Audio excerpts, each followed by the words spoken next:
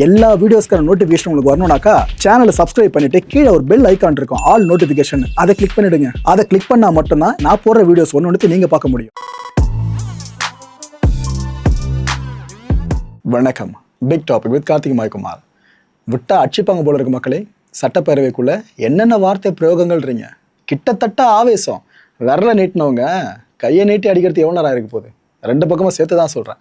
அவ்வளோ சம்பவங்கள் நடந்திருக்கு பேரவையில். இதை பற்றி தான் முழுக்க பார்க்க போகிற நிகழ்ச்சிக்குள்ள போகலாம். அதாவது நம்ம மாண்புமிகு நம்ம கரூர் கம்பெனி மாண்புமிகு சங்கி அமைச்சர் பாத்ரூம்ல 3 மணி நேரம் உட்கார்ந்து இந்த எதிர்கட்சி தலைவர்னு சொல்றதுக்கு 5 நிமிஷம் ஆகாது. தேவையில்லாத வார்த்தைகளை பேசினால் எங்களுக்கும் பேச தெரியும். இந்த மாதிரி எல்லாரும் எந்திரிச்சா நாங்க எந்திரிச்சா இந்த அவை நடக்காது. எதிர்கட்சி தலைவர் உதயநிதி ஸ்டாலின் அவர்கள் ஒரு வார்த்தையை விட, இன்னொரு பக்கம் மின்சாரத்துறை அமைச்சர் இருக்கிற நிர்மல்குமார் அவர்கள் அவர் பதிலுக்கு ஒரு வார்த்தையை விட அந்த இடமே ஒரு மாதிரி ரணகலம் ஆயிடுச்சுங்க. அப்படின்னா வார்த்தைகளும் கேட்குறீங்களா? பார்க்க போறீங்களா? நீங்களே தெரிஞ்சுப்பீங்க. ஒரு கட்டத்தில் திமுகவினர் ஆவேசப்பட்டு விரலெல்லாம் நீட்ட ஆரம்பிச்சிட்டாங்க. அந்த அளவுக்கு போயிடுச்சு கிளாஷ் அங்கே. இன்னொரு பக்கம் தாவேக்காவினரும் குரல்களை எழுப்பவே மாறி ஆயிடுச்சு அதிரி புதிரியா. அங்கே கேமராவை கொஞ்சம் அந்த பக்கம் காட்டுங்க அப்படின்ட்டு அமைச்சர் ராஜ்மோகன் இருக்கார்ல, அவர் வரை இன்சிஸ்ட் பண்ண ஆரம்பிச்சிட்டாரு. பாருங்க எப்படி பிஹேவ் பண்ணுறாங்க அப்படின்னு. எல்லாத்தையும் பிக் ஸ்க்ரீனில் காட்டுங்கன்னு அமைச்சருக்கு அவ்வளோ ஆதங்கம். அப்படி இன்னொரு பக்கம் இவ்வளோ கலைபரங்க நடந்துட்டு இருக்குல்ல, அண்ணன் இபிஎஸ் அவர்கள் இருந்த இடத்த விட்டு எழுந்திருக்கவே இல்லைங்க. அவர் பாட்டுக்கு சலனம் இல்லாமல் அமர்ந்துட்டார். சரி, ஓகே, ஏதோ பண்ணிட்டு போங்க அப்படின்னு சொல்லிட்டு. ஏன்னா ஆளுங்கட்சி எதிர்கட்சி மோதல் இதுல நாங்கள் உள்ள வந்துக்கிட்டுன்னு அவர் பெருசாக கண்டுக்கல. இதுக்கு மத்தியில் உதயநிதி அவர்கள் திரும்ப பேச ஆரம்பிச்சார். எழுந்து அவர் மனசுல இருந்த ஆதங்கம் இருக்குல்ல, அது திரும்ப வெளிப்பட்டுச்சு.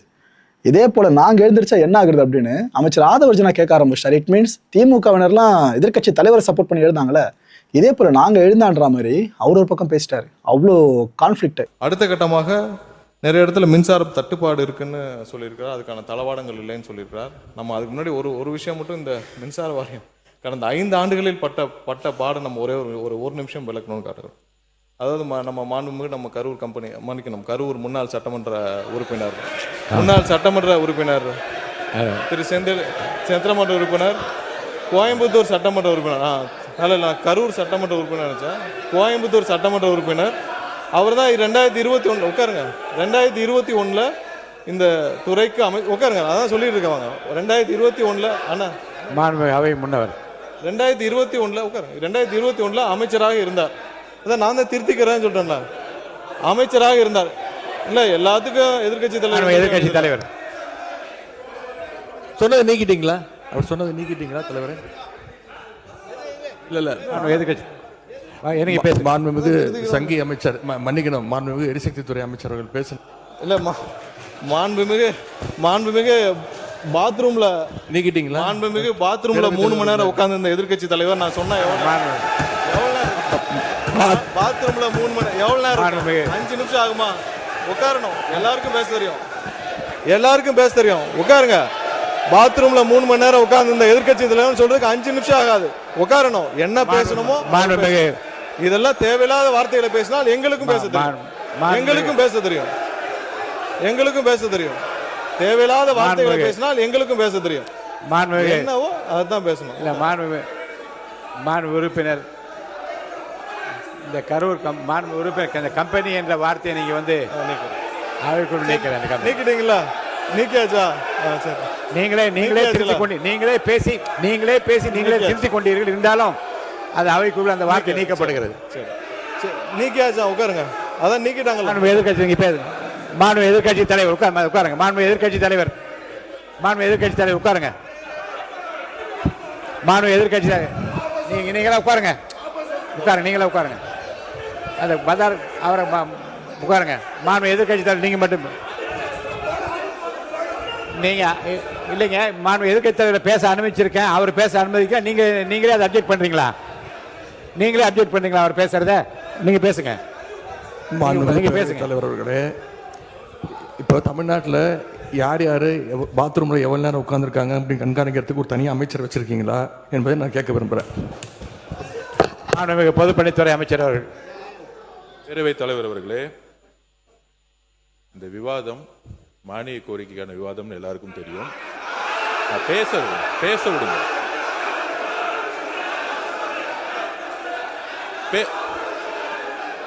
நான் எதுவுமே தப்பா சொல்லல, பேச விடுங்க. எதிர்கட்சி தலைவர் நான் பேச வர்றது என்னன்னு கேட்டுக்கிட்டு பதில் சொல்லிட்டேன். எதிர்கட்சி தலைவர் ஒன்றும் தவறு கிடையாது. நான் திருப்பியும் பதிவு பண்றேன், இந்த மாதிரி எல்லாரும் எந்திரிச்சா நாங்க எந்திரிச்சா இந்த அவை நடக்காது. முதல் எல்லாரையும் உட்கார சொல்லுங்க, அவங்க உட்கார சொல்லுங்க, எல்லாரையும் உட்கார சொல்லுங்க. உட்காருங்க உட்காருங்க. மாண்புமிகு எதிர்க்கட்சி தலைவர் மட்டும் பேசுங்க. உட்காருங்க, மற்றவங்க எல்லாம் உட்காருங்க. அவர் பேச அப்புறம் நீங்க பதில் சொல்லுங்க. என்னென்ன வார்த்தைகளை பரிமாறிக்கிட்டாங்க கவனிச்சிங்களா? சரி, ரைட்டு விடுங்க. செந்தில் பாலாஜி அவர்கள் பேசிட்டே இருந்தாப்புல ஒரு கட்டத்தில் சார் ஒரே லைன் பேச அனுமதி கொடுங்க சார் அப்படின்னு அடம் பிடிக்க ஆரம்பிச்சிட்டாரு. ஆனால் நம்ம சபாநாயகர் ரொம்ப ஸ்ட்ரிக்டாச்சு, அனுமதியே கொடுக்கல. இதுக்கு மத்தியில் நிர்மல்குமார் அவர்கள் சில வார்த்தைகளை உதிர்த்துட்டாரு பாருங்க. அதாவது வேலைக்கு ஆள் எடுக்கிறதுல அவர் வல்லவர் அப்படின்னு தெரியும் அப்படின்னு சொல்லிட்டாரு. யாரை பார்த்து, எந்த விஷயத்தை மையப்படுத்தி? நீங்களே பாருங்க. அந்த துறையை மிக சிறப்பாக வழிநடத்தி ஒரே லைன் தான் சார். சார் ஒரு லைன் அவ்வளவுதான். இல்ல போதும் போதும் சார் ஒரே லைன். இல்ல போதுங்க. மாண்புமிகு அமைச்சர் பதில் சொல்லுங்க. போதுங்க. மாண்புமிகு you should have some compassion on இது என்ன நடக்குதுன்னு பண்ணி தெரிஞ்சுக்க முடியாது. உட்காரு.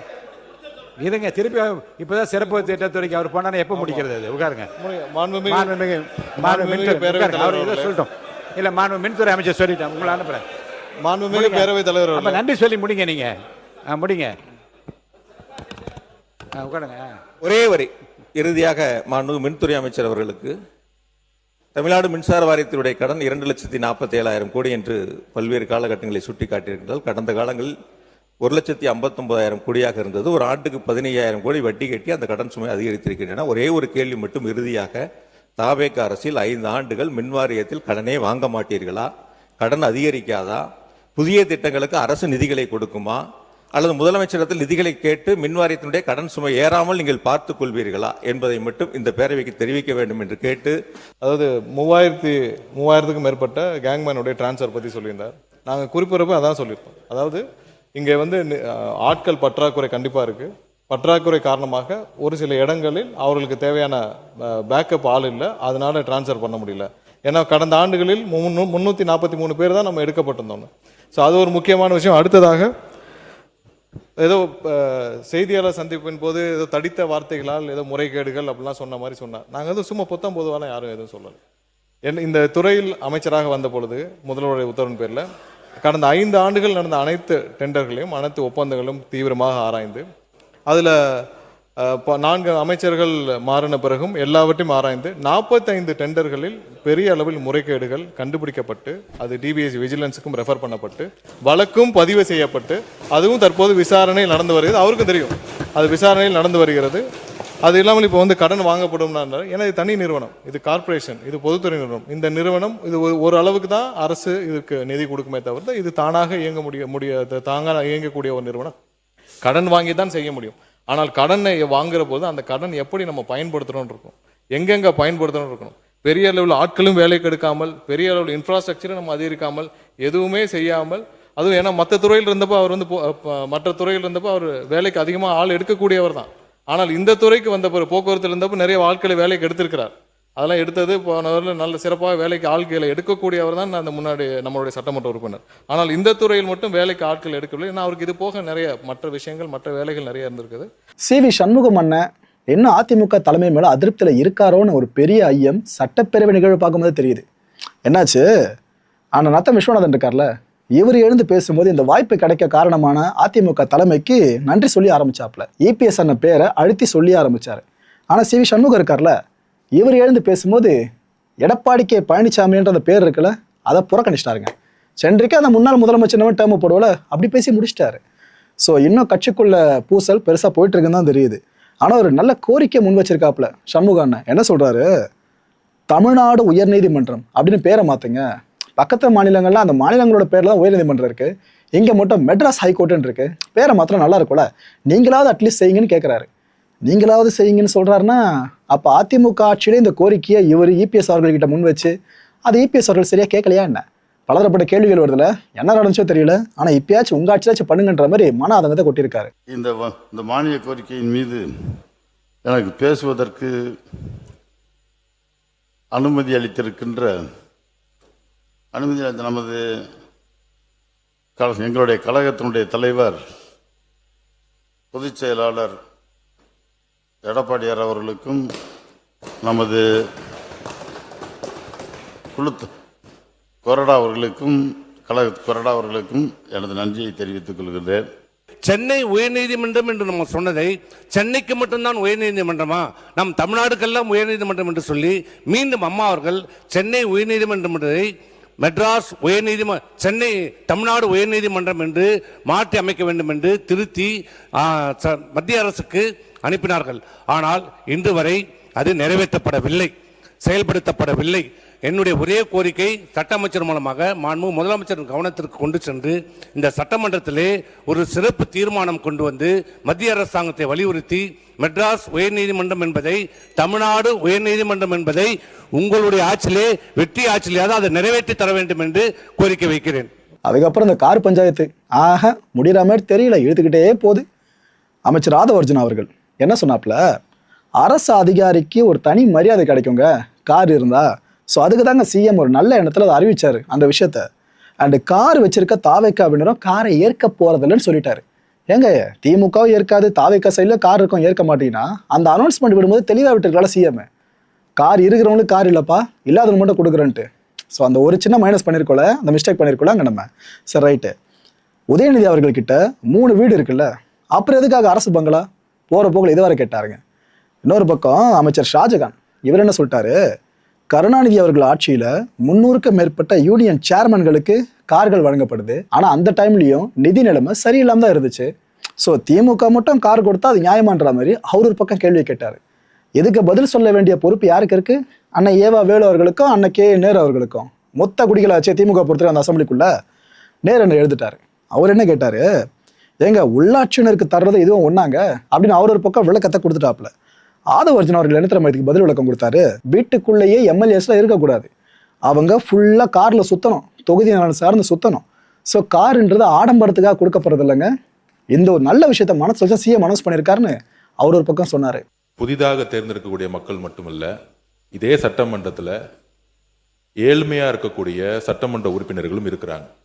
அதில் முக்கியமாக விடுதலை சிறுத்தைகள் கட்சியுடைய சட்டமன்ற உறுப்பினர் அங்கிருந்து வரும்போது பஸ்ல தான் வந்துட்டு போறாரு. என்ன பிரச்சனை? பேசாதீங்க, தயவுசெய்து குறுக்க யாரும் பேசாதீங்க. திமுக காலையில இருந்து என்ன பிரச்சனை தெரியலையே. நீங்க பேசுங்க. எதிர்கட்சி தலைவர் ஒருவர் பதில பதிவு பண்ணா நாங்க அது பதிவு பண்றோம். பண்ணுங்க. அப்ப விசிகேல இருந்து ரொம்ப ஏழ்மையா இருக்கக்கூடிய ஒரு உறுப்பினர் கேட்கிறாரு. அவருடைய குரல் யார் யாரெல்லாம் பஸ்ல வராங்க, யார் யாரெல்லாம் ட்ரெயின்ல வராங்க, அவருடைய குரலா இருந்துச்சு. அப்ப முதலமைச்சர் அனௌன்ஸ் பண்ணும் பொழுது பொதுவா அவையை பொறுத்த வரைக்கும் எல்லோரும் சமம்னு நினைக்கக்கூடிய ஒரு முதலமைச்சர், அதுதான் ஒரு புரோட்டோகால். அப்ப எங்க பொதுச்செயலாளர்கிட்ட கார் இருக்கு, என்கிட்ட கார் இருக்கு, இங்க இருக்கக்கூடிய எல்லாருக்கும் கார் இருக்கு, நாங்க போய் சட்டமன்ற உறுப்பினர் கார் வேணும்னு கேட்க போறது இல்லை. இது ஒரு அடிப்படையா இருக்கவங்களுக்கு புரிதல் இருக்கும். அரசியலா நினைச்சாதான் இது அரசியல். எங்க ஏழ்மையா இருக்காங்களோ அவங்க விண்ணப்பத்தை கொடுப்பாங்க. இது சட்டமன்ற உறுப்பினர்களுடைய ஒரு உரிமையா மாற்றப்பட்டு தமிழக வெற்றி கழகத்தில் யார் யாருக்கெல்லாம் கார் இருக்காங்களோ நாங்க யாருமே கார் கேட்க போறது இல்லை. இதுதான் எங்களோட நிலைப்பாடும். இதுதான் எங்களோட நிலைப்பாடும். எங்க கிட்ட 2-3 கார் இருக்கு, நாங்க போய் சட்டமன்ற உறுப்பினர் கார் கேட்க போறது இல்ல. நம்ம மன்னார்குடி எம்எல்ஏ சொன்னாரு, என்கிட்ட 4 கார் இருக்கு, ஆனா என்னுடைய தனிப்பட்ட கார்ல போகும்போது அரசு அதிகாரிகள் முன்பு அரசு கார்ல போனா நான் ஒரு மரியாதை இருக்கு. இப்ப மாண்புமிகு எதிர்கட்சி தலைவர்கிட்ட 2-3 வீடு இருக்கு, ஆனா அரசு பங்களால இருக்கிறாருல்ல, அவர் லெட்டர் என்கிட்ட தான் கொடுத்தாரு, பொதுப்பணித்துறை அமைச்சரா என்கிட்ட தான் கொடுத்தாரு. எனக்கு அரசு துறையுடைய பங்களா வேணும்னு கொடுத்தாரு. உடனே நம்ம கேட்க முடியுமா, மாண்புமிகு எதிர்கட்சி தலைவருக்கு 2-3 பங்களா இருக்கு, அதனால அரசு துறை பங்களா கொடுக்க மாட்டோம்னு சொல்ல முடியுமா? எங்களுடைய முதலமைச்சர் சொன்னாரு, அவர் கோரிக்கை கொடுத்தாரு, உடனடியா கொடுத்துருவோம்னு சொன்னோம். இது உடனே இல்ல இங்க இருக்கவங்க எல்லாருக்கும், அதாவது இங்க இருக்க எல்லாருக்கும் பங்களா கொடுக்கலாமான்னு கிடையாது. இது ஒரு புரோட்டோகால், அவ்வளவுதான். இந்த புரோட்டோகால்ல அமைச்சர்களுக்கு கார் கொடுக்கப்படுது, வீடு கொடுக்கப்படுது, 4 உதவியாளர் கொடுக்கப்படுறாங்க. அப்ப சட்டமன்ற உதவியாளர் கிடையாது, சட்டமன்ற வீடு கிடையாது. சட்டமன்ற உறுப்பினர்களுக்கு நீங்க உங்களுடைய தேர்தல் பத்திரத்துல கார் இல்லைன்னு சொல்லலாம், வீடு இல்லைன்னு சொல்லலாம், 10,000 ரூபாய் பணம் இருக்குன்னு சொல்லலாம். ஆனா எங்க கிட்ட பல்வேறு சட்டமன்ற உறுப்பினர்கிட்ட எங்க கட்சியிலேயே எங்க கட்சியில் சொந்த வீடு இல்லாதவங்க இருக்காங்க, கார் இல்லாம இருக்காங்க. அது மாதிரி மற்ற கட்சிகளையும் தாவேகா மட்டும் இல்ல, எல்லா கட்சியும் கம்யூனிஸ்ட் தோழர்கள் அங்கிருந்து வராங்க. அந்த மாரிமுத்து அண்ணன் கிட்ட கார் கிடையாது. இதுதான் கம்யூனிஸ்ட் தோழர்களுடைய நிலைப்பாடு. அப்ப ஒரு அறிவிப்பு வரும் பொழுது இந்த கட்சியோடைய சட்டமன்ற உறுப்பினர், இந்த கட்சியோடைய உறுப்பினர்களுக்கு அறிவிப்பு வராது. முதலமைச்சர் பொதுவா எல்லோருக்கும் ஒரு அறிவிப்பை கொடுக்கிறாரு. அதுல தமிழக வெற்றி கழகத்தோட நிலைப்பாடு, ஏற்கனவே கார் இருக்கவங்க அப்ளை பண்ண மாட்டாங்க, இதுதான் நிலைப்பாடு. இது எல்லா கட்சியோட நிலைப்பாடு அப்படிதான். ஆனா அறிவிப்பு தனி செயலாளர்ங்கிற அறிவிப்பு, ஒரு சட்டமன்ற உறுப்பினர் 3 லட்சம் மக்களை போய் பார்க்க வேண்டிய நிர்பந்தம் இருக்கு, அவரோட தொகுதிக்கு போக வேண்டிய நிர்பந்தம் இருக்கு, ஊர்ல இருந்து வர வேண்டிய நிர்பந்தம் இருக்கு. அதனால இது ஒரு உரிமையா பண்ணிருக்கார தவிர இதுல ஆடம்பரம், காருங்கிறது ஆடம்பரம் கிடையாது, மக்களை சந்திக்கக்கூடிய ஒரு தேவை. ஊழல் இல்லாத சட்டமன்ற உறுப்பினர்களுக்கு கார் இன்னைக்கு தேவை, மக்களை பார்க்க போனோம், அதுதான் நாங்க பதிவு பண்றோம். இந்த அசம்பிளி செஷன் அவ்வளோ கிளாஷை பார்த்தோம்ல, அதில் இன்னொரு முக்கியமான கிளாஷு முன்னாள் அறநிலையத்துறை அமைச்சருக்கும் இந்நாள் அறநிலையத்துறை அமைச்சருக்கும் நடந்த கிளாஷ் தான். ஆக்சுவலாக இதில் தாவேகா எம்எல்ஏ ஒருத்தன் குற்றச்சாட்டு முன் வச்சாங்க. அதாவது திமுக ஆட்சியில் வெளிப்படைத்தன்மையோடு அறங்காவலர் குழு நியமிக்கப்படலைன்னு சொல்லிட்டாங்க. நியமிக்கப்படலைன்னா அப்போ பொறுப்பாக இருந்தவர் சேகர் பாபு அவர்கள் தானே, அவர் எழுந்து பேசணும்ல. அவர் என்ன சொன்னார், இல்லைங்க இதை நான் மறுக்கிறேன் அப்படின்ட்டு அவர் ஒரு விளக்கத்தை கொடுக்க ஆரம்பிச்சிட்டாரு. இதுக்கு மத்தியில் ஸ்டேட்டின் ஸ்டேட்டஸை உயர்த்தியவரே ஸ்டாலின்ட்டு திடீர்னு புகழாரம் சூட்ட ஆரம்பிச்சிட்டாரு மு க ஸ்டாலின் அவர்களுக்கு. இதுக்கு நடுவில் கரெக்டாக என்ட்ரி கொடுத்துட்டாப்புல அறநிலையத்துறை அமைச்சரான ரமேஷ் அவர்கள். அவர் ஒரு பக்கம் வாதம் பண்ண, அதுக்கு இன்னொரு பக்கம் பதில் வாதம்னு சேகர் பாபு அவர்கள் பண்ண, பயங்கரமாக போச்சு விவாதம். நீங்கள் ரத்து செய்ய பணிகள் அனைத்தும் மக்கள் நல பணிகளுக்காக இந்த ஆட்சியிலே விடப்பட்ட டெண்டர்கள். அதை பற்றி எங்களுக்கு கவலை இல்லை, அதை மக்கள் பார்த்து கொண்டிருக்கின்றார்கள். மாண்புமிகு பேரவைத் தலைவர் அவர்களே, இந்த ஆட்சியில்தான் அமைச்சர் அவர்கள் கடந்த முறை சட்டமன்றத்திலேயே நான் சொன்னேன், 500 பேர் கூட வராத இடத்திற்கு எதுக்கு மல்டி லெவல் கார் பார்க்கிங்க, அதை மக்களே கேட்கலன்னு சொன்னேன். அது போன்ற திட்டங்களை தான் நம்ம இன்றைக்கு இன்னும் ஆரம்பிக்காத நிலையில் இருக்கும்போது நம்ம அதை கேன்சல் பண்ணிருக்கோமே தவிர்த்து மக்களுக்கு பயன்படக்கூடிய திட்டங்களை நம்ம எங்கேயுமே கேன்சல் பண்ணல. அதோட இன்னொன்னையும் சொல்றேன், எந்த அளவிற்கு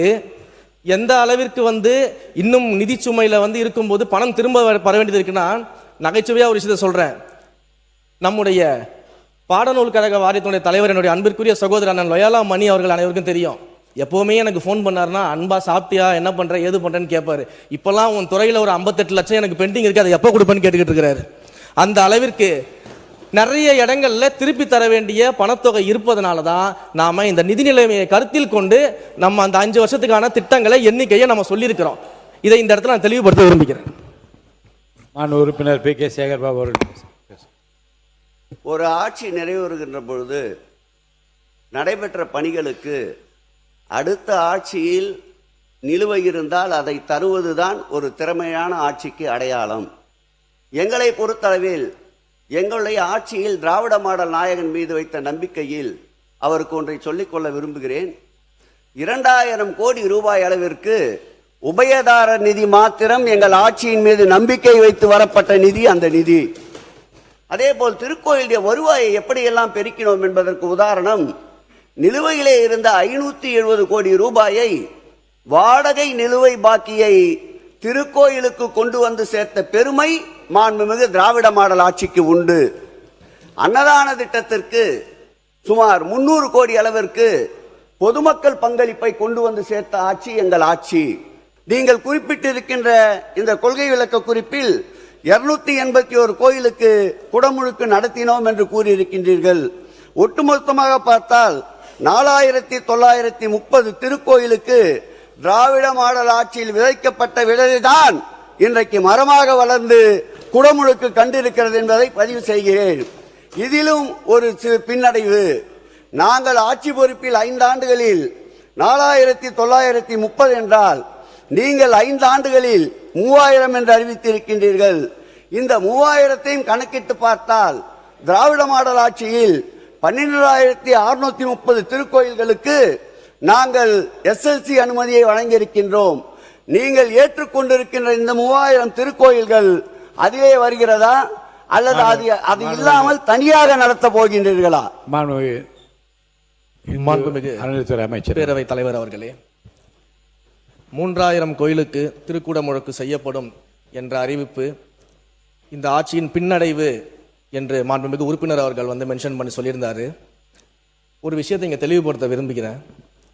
கடந்த 5 ஆண்டுகளில் 2494 திருக்கோயில்களுக்கு திருப்பணிகளை பொதுநல நிதியில் செய்வோம் என்று அதற்கான திட்டங்களை எல்லாம் தீட்டிவிட்டு இன்றைக்கு நீங்கள் பார்த்தீங்கன்னா அந்த மொத்த மதிப்பீட்டில் இன்னும் 392 கோடி நிலுவையில் இருக்கிறது. திரும்ப செலுத்தாம நிலுவையில் இருக்கிறது. அதுல முழுமையாக திருப்பணிகள் முடிந்த கோயில்கள் இருக்கிறது, பாதியில் திருப்பணிகள் நிற்கக்கூடிய கோயில்கள் இருக்கிறது, இன்னும் துவங்கப்படாத பணிகள் இருக்கிறது. அப்ப ஏறத்தாழ 400 கோடி ரூபாய் அளவுக்கு திருப்பி செலுத்த வேண்டிய தொகை வந்து நிலுவையில் இருக்கிறது.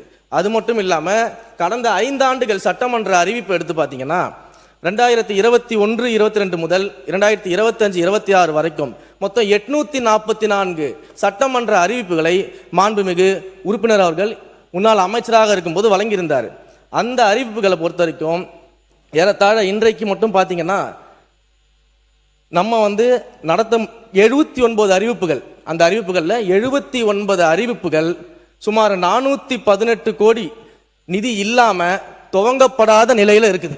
அப்ப வெறும் சட்டமன்ற அறிவிப்புக்காக எண்ணிக்கையை கூட்டி அறிவித்து விட்டு அதையெல்லாம் எங்களை கேன்சல் பண்ணக்கூடிய இடத்துக்கு தள்ளி விடாம என்ன செய்ய முடியுமோ நிதிநிலையை கருத்தில் கொண்டு அதை தெளிவாக அறிவித்திருக்கிறோம். 3000 என்பதை முதலில் நாங்கள் முடித்துவிட்டு அதற்கு பிறகு 4000 என்ன 5000 என்ன முடிஞ்சா 6000 கூட நாங்கள் செய்வோம். ஆனா வாக்குறுதியில் ஒன்று கொடுத்துட்டு அடுத்து அதை கேன்சல் பண்ணக்கூடிய சூழலுக்கு நிச்சயமாக எங்களுடைய ஆட்சி இருக்காது.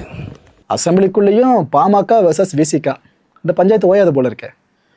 ஆனால் வன்னியரசு இருக்கார்ல, அமைச்சர் வன்னியரசு, இவர் இந்த தொகுதி மறுவரையறை பற்றி ஆதங்கப்பட்டு பேச ஆரம்பிச்சிருந்தாருங்க. கரெக்டாக அந்த டைமில் என்ன சொல்லிட்டாப்புல, கட்சியை காப்பாற்ற நிலைப்பாட்டை மாற்றினது யாரு அப்படின்னு கேள்வியை விடவே பாமக எம்எல்ஏஸ் கொதிச்சிட்டாங்க. அவங்க ஒரு பக்கம் ஆவேசப்பட, இந்த பக்கம் இவர் கண்ணாடிலாம் கழட்டி வச்சுட்டு ஒரு மாதிரி ஆவேசப்பட, அப்படியே போச்சு அந்த இடத்துல கிளாஷ். இந்த தொகுதி மறுவரையறை இருக்குல்ல, இதை திமுக ஒட்டுமொத்தமாக எதிர்க்கணும். நீங்கள் சும்மா வெளிநடப்பு பண்ணுறதுலாம் போயிடக்கூடாது, பார்லிமெண்ட்டில் ஒட்டுமொத்தமாக இருந்து எதிர்த்துட்டு வாங்க அப்படின்ட்டு அமைச்சர் ஆதவர்ஜன் அவர்கள் இப்போ ரெக்வஸ்டே முன் வச்சிருக்காரு. இன்னொரு பக்கம் அமைச்சர் நிர்மல்குமார் நம்ம சொல்லிட்டாரு, இதில் திமுக நிலைப்பாடு இருக்குல்ல, அதில் எங்களுக்கு சந்தேகம் தான்ப்பா அப்படின்ட்டாரு. மாண்புமிகு பேரவைத் தலைவர் அவர்கள் நான் வந்து சொன்னதை வந்து திசை திருப்புன்ற வேலையில் தான் வந்து செய்கிறாங்க பாஜகவும் பாமகவும் சேர்ந்து. ஏதை நான் சொல்கிறேன் அப்படின்னா, இல்லை நான் அதாவது வந்து மக்களவையில் பேசிய மாண்புமிகு உள்துறை அமைச்சர் அந்த மசோதாவில் சொல்லப்படுகின்ற செய்தி அதில் இல்லை, மசோதாவில் சொல்லப்பட்டது வேறு அவர் பேசியது வேறு அப்படிங்கிற செய்தியை தான் சொல்கிறேன். அதில் நான் ஆதாரமாக வந்து ஹிந்துவில் வந்ததை நான் சொல்கிறேன். நான் அதில் வந்து ரொம்ப முக்கியமாக மக்கள் தொகை இல்லை நான் சொல்கிறேன், இருங்க நான் படிச்சிடறேங்க நான் படிக்க விடுங்க இல்லை 10 மக்கள் தொகை கணக்கெடுப்பு அடிப்படையில் தொகுதி மறுவரையறை ஆணையம் மாநிலங்களுக்கான தொகுதிகளை வரையறுக்கும் என்றுதான் மசோதாவில் சொல்லப்பட்டிருந்ததை தவிர அமித்ஷா அவர்கள் விளக்கியபடி 50% உயர்வு என்பதெல்லாம் எங்குமே இல்லை என்று தான் சொல்லி இருக்கிறாங்க.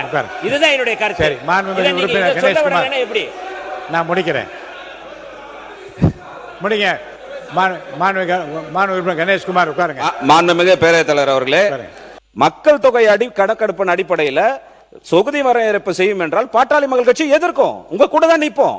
மக்கள் தொகை அடிப்படையில் வந்ததுன்னா நமக்கான பாதிப்பு ஏற்படும், நம்மளுடைய விகிதாச்சார அடிப்படை குறையும், 100% அரசு கொண்டு வர தீர்மானத்துக்கு ஆதரவாக தான் நாங்க இருப்போம். நாங்க சொல்வது என்னவென்று சொன்னால், இது யாரை கேட்டு வர்றதெல்லாம் இல்லை.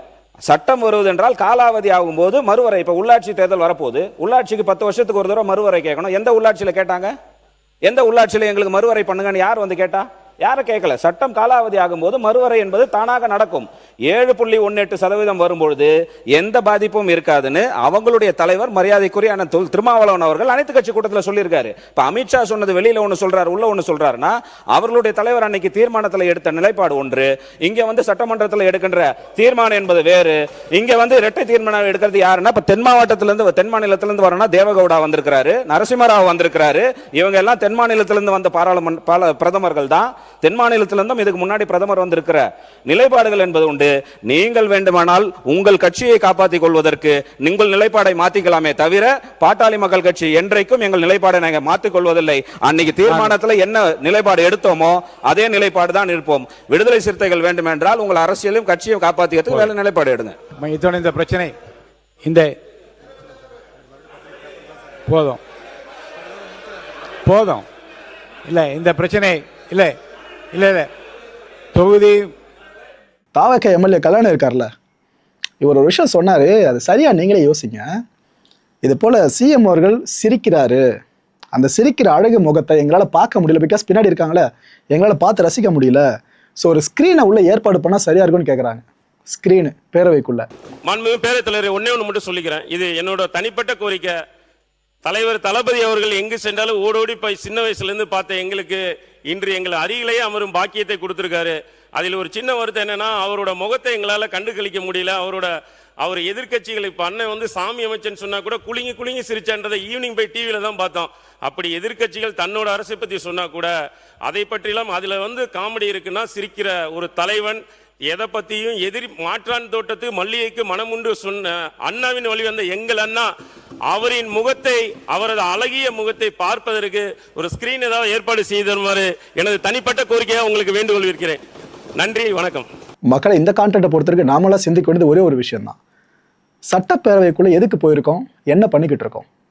தனி மனித புகழ் பாடக்கூடாதுன்ற விஷயம் ஆரம்பத்துலேருந்து பல பேர் சொல்லியும் நடுவில் ஓகேன்றீங்க, அதுக்கப்புறம் திரும்ப ஆரம்பிச்சிடுறீங்க. விஜய் சார் கேட்டாரா என்னை பற்றி புகழ்ந்து பேசிட்டே இருக்குன்னு? அப்புறம் ஒரு எம்எல்ஏ சும்மா புகழ்ந்துட்டே இருக்கீங்க.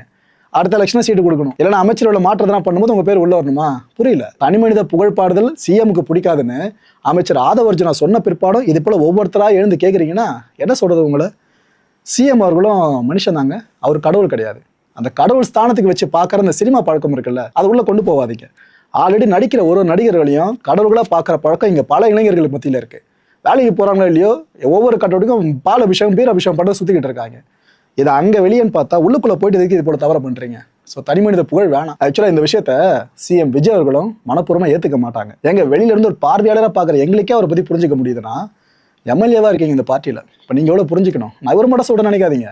தாவேக்க எம்எல்ஏஸ் பல பேரும் புகழ்பாடுன்ற பேரில் அசம்பிளி செஷனை பார்க்கும்போது நம்மளுக்கே கடுப்பாக்கி விட்டுறாங்க. ஒருத்தரை பற்றி தொடர்ந்து புகழ்ந்துட்டே இருக்காங்க, காரணமே இல்லாமல் புகழ்ந்துட்டு இருக்காங்கன்னா நீங்கள் 2 நாள் 3 நாள் பொறுத்துக்கலாம். அடுத்தடுத்த செஷனை பார்க்கும்போது கடுப்பாகுமா இல்லையா? ஏன் சிஎம் அவர்களுக்கு கடுப்பாகுமா இல்லையா? இதை தாவேக்க எம்எல்ஏஸ் புரிஞ்சுக்கணும். சட்டப்பேரவைன்றது மக்கள் பிரச்சனை பேசுறதுக்கான இடம். அங்கே போய் ஒருத்தரோட புகழை பாடிட்டு இருக்கிறது இல்லை. நான் சொல்கிறது எல்லாருக்குமே பொருந்தும். அடுத்த நிகழ்ச்சியை சந்திக்கலாம். நன்றி, வணக்கம்.